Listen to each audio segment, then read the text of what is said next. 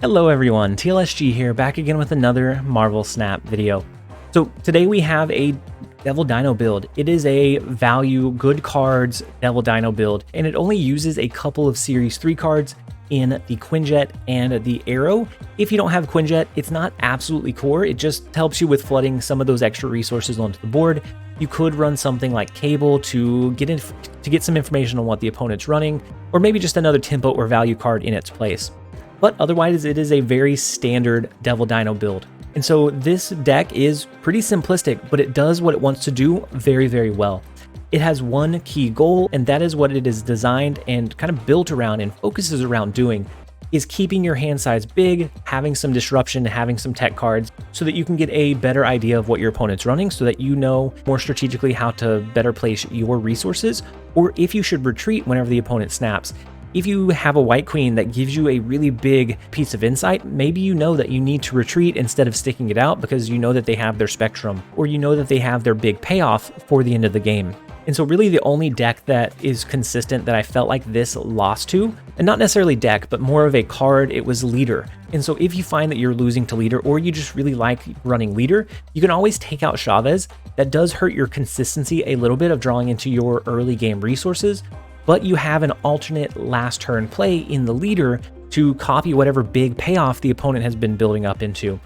And so I run it with Chavez just to give a better chance of drawing into your Devil Dino, but you will likely lose to Leader plays because a lot of times they're going to copy almost the same amount of power as you drop onto the board. The only difference is the Devil Dino might be a little bit smaller on their end, but you could use the Arrow on the last turn to try to position their cards in a less efficient way, so maybe you can get the payoff and make sure that you win the other two lanes by pulling their Leader into a lane that they're not intending to drop it in.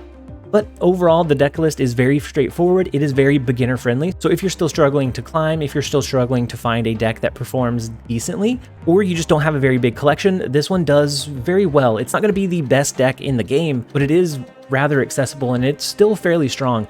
Devil Dino has been in a pretty decent spot since the game began, and he's no different right now. And so we're going to go ahead and jump over into a couple of games. I hope you guys enjoy. All right, first up we have Trojan. The first location is the Altar of Death. This deck is not designed for this featured location, but it doesn't necessarily hurt it either. We could always flood a lot of cards, do an early Moon Girl, play multiple Devil Dinos on the board. We have our Arrow for dispositioning the opponent's plays. So we are going to probably ramp at some point, but I do like to get a little bit of power onto the board early. That way we have that early tempo advantage. And then maybe we end up sacrificing our Agent 13 to the Altar of Death to get the extra energy. I'm sorry, Agent 13, you have served us well. You are a core piece of this deck, but we're going to let you go. And so we play our Scorpion.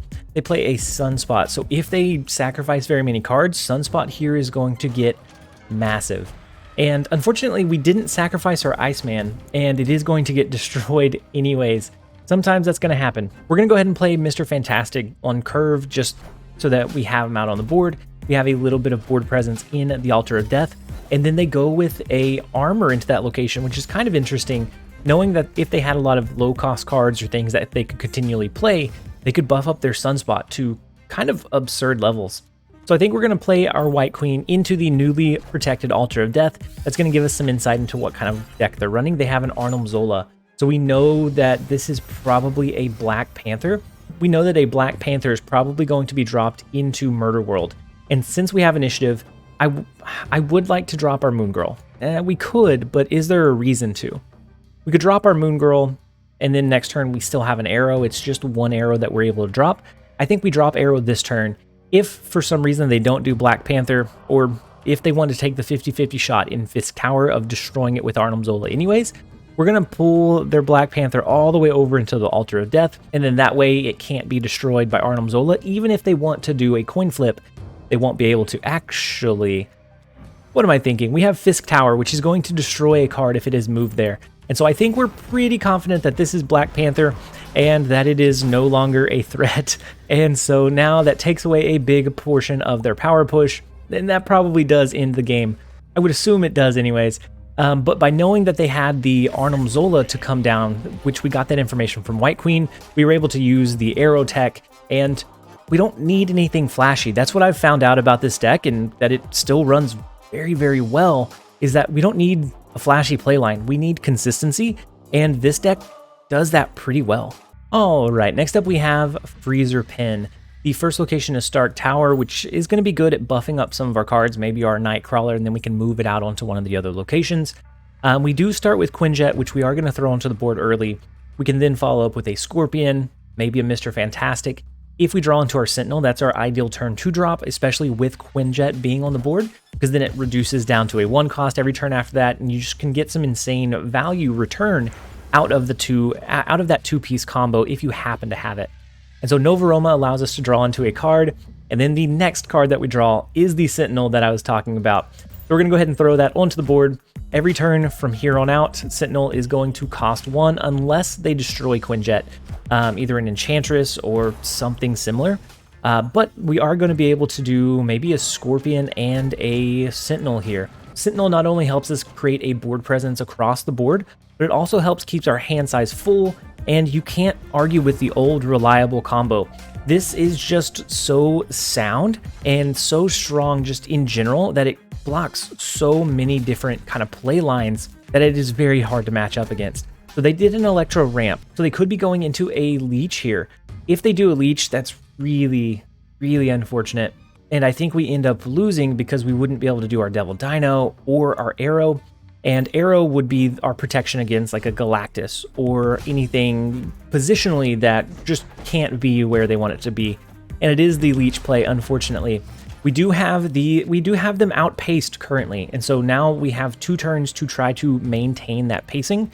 So they could do a leader into an Odin, which would be awful. I think we would absolutely lose in that scenario. I think we're going to go ahead and throw Arrow into Murder World just to push some pressure over there. We do have Nightcrawler that's going to be able to be that moving resource or that roving resource for us. They have the bigger roving resource in Vision, but maybe we can still outpower them. Now, if they move Vision out over here and then they run Leader here, then they might be able to beat us. I don't know. We're just going to go with the classic Chavez because our Devil Dino is not going to be able to be big. Sentinel doesn't return back into our hand. We lost a lot of potency with the Leech, but luckily we had some pretty good tempo leading up to that point. And so maybe it's just enough to keep the win for us. I'm going to go ahead and lock in the Chavez. I hope that 9 power is enough in Murder World, because if they move Vision, they would still have to invest another resource. And so I think their fighting lane becomes Nova Roma and Stark Tower. Maybe they do the Vision and the Leader here, and then it would come down to the Stark Tower lane. Maybe they do a Doctor Doom. They can move Vision over, do a Doctor Doom that spreads 5 power across every lane. And at that point, they win probably Murder World, maybe Stark Tower, but the extra 3 power from Nightcrawler might give us that slight advantage. And so they do end up retreating. And so that's one of the things with Leech is that if you are playing Leech, but you don't grab early tempo, you don't have that positional advantage, then it is really hard to finish off the game in a winning position. And so Leech's ability is very, very strong, but if you don't set it up in the right way, it falls incredibly flat. And that's why he hasn't been used for several seasons, and then all of a sudden he shot into popularity because Silver Surfer was so strong that people needed a way to address that last turn power push that they were seeing every single game. But we will take the retreats. Let's go ahead and jump over into the next one. All right, next up we have Mobile Gamer 365. The first location is the Nexus, and so we have Quinjet. We're going to be able to play our Sentinel to continue to push and spread some power on the board. Not that it really matters. The biggest thing is that we're going to push at least one large Devil Dino into the Nexus, and then if we have an Arrow, we can yank their card out of the Nexus lane that they want to drop on turn 6 there. We can yank it out of the Nexus lane to make sure that we keep that winning condition. So here, I think we're just going to play Sentinel. Our board has been clogged a little bit by Central Park, so maybe they're running a Killmonger. If they have a Killmonger, then they could destroy our Quinjet. We no longer get the discount on duplicated cards. We don't necessarily need it. It's just a nice thing when you do have it. Quinjet's, I don't think, absolutely core in these, but it does help you push just a little bit of extra power where you need it. And so I think we do one Sentinel into the Nexus. We're going to do an Agent 13. Let's go ahead and do it into Danger Room. We don't really mind if it gets destroyed. If it gets destroyed, it gets destroyed. But if it sticks, we want to have at least one more spot to play like our Moon Girl or anything else like our Arrow to yank cards where they don't want them to be. And so right now they have a pretty sizable lead with their Deathlock and Winter Soldier. And we can expect maybe a Leader last turn, maybe an Arrow last turn. We create a Claw, which if Nexus was anywhere else but right here, that would be kind of cool. but unfortunately it doesn't quite make that happen. I'm going to go ahead and do the Moon Girl. We will have at least one Devil Dino. We have two that we can play, depending on what it looks like. If we draw into our arrow and we outpower them in the Nexus, then we'll absolutely want to lean in and utilize the arrow on the last turn. But since we don't have her, having the backup Devil Dino is nice as well, because it's going to be 15 power for each of them. And so it's going to be a total of 30 power split and pushed across these 2 turns, which is really absurd for how accessible this list is and how early on you get Devil Dino. For him to be as strong as he is, and for how long he's been as strong as he is really kind of crazy. He's been in a good spot since the game launched in beta. And so, ooh, they have an arrow of their own, which is unfortunate. That does mean that our Devil Dino cannot get destroyed in Danger Room because we didn't play it there. But unfortunately, they also still keep the lead in the Nexus location. So I think we're going to go Sentinel and Devil Dino into the Nexus. If they had a leader or something else to displace our cards, it was not going to be able to be quite enough for them to find that win. And so just knowing that we had 2 Devil Dinos was enough to encourage them to retreat. And so we will take those. Slow and steady is what wins the race with this deck. Getting 1, 2, sometimes 4 cubes at a time is going to be better than snapping too aggressively and then the opponent having an Enchantress, a Shang Chi. You want to be cautious of those and then play around what deck your opponent is running as best as you possibly can. All right, next up we have Zarplex. The first location is the Altar of Death, and we also have our Quinjet and Sentinel in our starting hands. So after this turn, after getting the first rotation with our Sentinel, we'll actually be able to keep a positive upside on energy out of the transaction of playing Sentinel every single turn. So Sentinel is going to come back into our hand and cost 1. He's then going to give us 2 energy next turn. And so we're going to have that 1 surplus of energy compared to what we're spending to play him into the Altar of Death. And of course, we don't have to worry about it reducing our hand size because he will continue to return back into our hand. Now, with Fisk Tower in middle, we have our arrow, so we will be able to pull one of their key plays into Fisk Tower and force them into destroying it. So, oh man. So we're gonna duplicate our Sentinel. We're gonna play Sentinel first and then drop our Moon Girl. That way we have 2 Sentinels, we have 2 arrows, 2 Devil Dinos, and we're looking in a really, really good spot. I don't know what they're running, but I do know that we have the Sentinel. We're gonna have 2 extra energy every single turn from the Altar of Death, and we'll be able to disposition their cards 2 turns to make sure that we keep our win condition. So maybe we force them over into the Altar of Death 2 times, or maybe into Fisk Tower 2 times. We're going to have a lot of flexibility in kind of our play line and how we want to play these positions.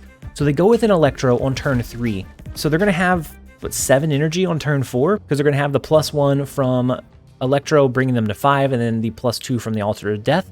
I think we need to play one of our arrows. If they run a Galactus, we're going to yank the Galactus over into Fisk Tower. We're going to make that combo kind of null and void. Our Sentinels will get destroyed here, allowing us to do a bigger turn 5 play. And they do 2 cards, both of which are not in Fisk Tower. So that is such a huge payoff for the arrow. It was enough to force them into the retreat. And just like that, Arrow's simple yet effective tech, especially when combined with the Fisk Tower location, is such a beautiful card, and it is really frustrating to play against in all honesty, but we will absolutely take it. Let's go ahead and jump over into the next one. All right, next up we have Byrock. The first location is the Altar of Death, so we will be able to ramp into some bigger resources. And we do have our arrow in our starting hand, so depending on what the board kind of progresses into and what it looks like, maybe we eventually pull their cards into the Altar of Death just to make sure that they're not going to impact either of these 2 lanes. They use a Scarlet Witch off the jump, and so the Scarlet Witch comes down. It turns this location into Hala. After turn 4, whoever is losing this location will have their cards destroyed. I'm going to play the Mr. Fantastic. That's going to give us a easy 4 push over there. Oh, and then they use Zabu. There is absolutely no way that we can outpower them. If we were able to drop our arrow this turn, we could pull their cards over into the Savage Land. But as is currently, I think we just let our Agent 13 get destroyed. We were planning on having her destroyed anyways. I'm going to play the White Queen. Depending on what they drop or what kind of 4 costs they're playing, we might want to move their cards over into Savage Land with our arrow. But I think we need a good indicator of if that is the playline we want to go with, or if something like a Devil Dino is going to be more impactful or more effective. So they do double down in Hala. They do 2 4-cost resources, I can assume. We pull their Enchantress with our White Queen, so we know that they have one of those. So we need to protect our Devil Dino. They do use the White Queen and the Moon Girl, so they pull either our Arrow or our Devil Dino. We don't know which one. I am curious if we can do the Devil Dino, and then on the last turn we can arrow their cards over into maybe Savage Land. And if we have initiative, then if it's an Enchantress, we avoid that negative downside of it impacting our Devil Dino. And if we're already winning in Xandar and they only drop 2 big cards, then we could pull those cards over. We can make sure that we keep our lead in Xandar. But that really depends on what they drop this turn. So the Quinjet, okay, the Quinjet does kind of hurt against the White Queen. The Quinjet does hurt knowing that they also have the Moon Girl. And so now they're going to be able to flood a lot of cards, several cards onto the board. We don't know if Arrow would yank their Enchantress, because they do have an extra copy of Enchantress. We don't know if it would yank their Enchantress. If we played it here, we could play Arrow, and that gives it 2 chances to pull over. They have 6 cards in hand, though. Any of their 4-cost cards that were duplicated by Moon Girl cost 1. The others cost 2. So can we outpower them? I doubt it. But it is only 1 additional cube. We are going to gamble here. We need this card to be the one that gets pulled. We play our Arrow, and it does not. So had we played Arrow here, we had the 50-50 flip. We unfortunately did not win that flip. And so let's see if we get outpowered. The Quinjet is big. The Collector is big as well, but not big enough. Wow. So I guess they only had the Moon Girl and White Queen when they duplicated their hand, and so they didn't have any big resources to come down. So we got very lucky that we were able to outpower these 2 lanes, because this was not a great showing. Most of the time I would have retreated, but since we're already past rank 100, I let a few more games play out than I probably should. And so with that one, we are going to end it here. I hope that you guys enjoyed. This has been TLSG. Later, guys.